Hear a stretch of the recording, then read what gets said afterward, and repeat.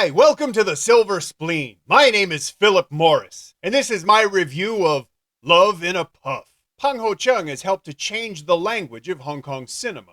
People always ask me if I learned how to say bad things in Cantonese from movies, but the truth is, I learned it on the bus, and on the MTR, and on the sidewalk, and in the restaurants, and pretty much everywhere except the movies. Profanity in a film usually means that it gets a Category 3 rating, but that's starting to change, and some people say that it's because of Pang Ho-chung. In 2007's Exodus, Nick Chung's character spouts a constant stream of profanity pretty much every time he opens his mouth.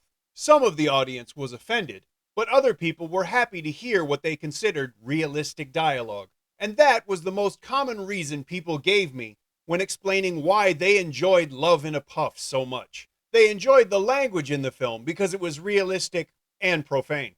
Exodus didn't get a Category 3 rating, but Love in a Puff did. That's probably because everybody in this movie is swearing almost all the time. But I didn't care because to me the dialogue was refreshingly realistic, natural, and believable. Love in a Puff opens kind of strangely, but then makes perfect sense. The first scene is kind of weird, but Pang Ho-chung is no stranger to weird openings in his movies. Besides, he's Pang Ho-chung. He can open his movies any damn way he wants to. Miriam Yeung plays Sherry, a woman who works at a cosmetic shop and meets fellow smokers outside her workplace where they share cigarettes and stories and snacks. She meets Jimmy, an advertising executive played by Shawn and they begin the slow dance of two people who are interested in one another. Between the very realistic dialogue and the very commendable acting of the two leads, this romance is believable, and it's easy to get interested in it and to stay that way. At one point in the film, Miriam Yeung smiles, and you realize why she's a movie star. That sounds a little strange, but when you see it, I think you'll know what I mean.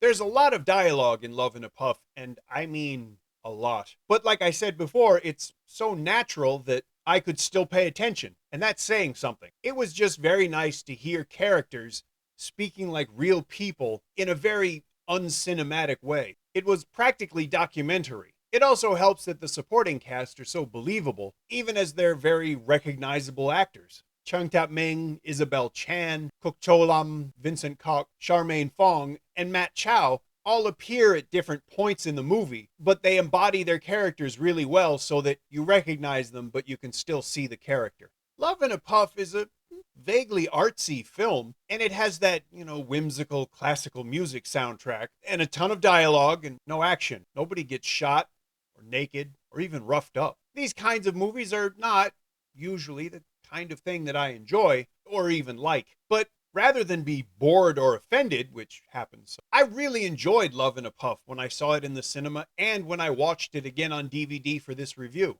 Because it's an entertaining film, and it's also an artistic film. It's engaging, and I could really like these characters. Like I said, that doesn't happen very often with these kind of movies. It certainly helped that the film was, the standard 90 minutes, so it doesn't try my patience, and it's not self-indulgent, hubristic crap. And even if it was a little smug, and I'm not saying it is at all, at least Love in a Puff earns Pang Ho-chung the right to feel that way. A lot of times in local films, classical music means one thing: it's pretentious. Luckily, that's not the case here.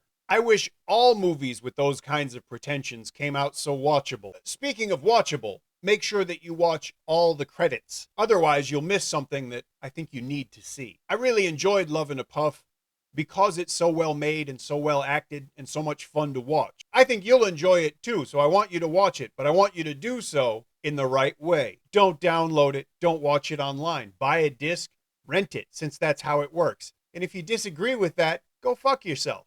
In the description, there's a link where you could buy a Blu-ray or a DVD. That would be nice. If you enjoyed the review, please leave me a comment. If you didn't enjoy the review, please leave me a comment. If you enjoy the channel, please subscribe. Thank you for watching.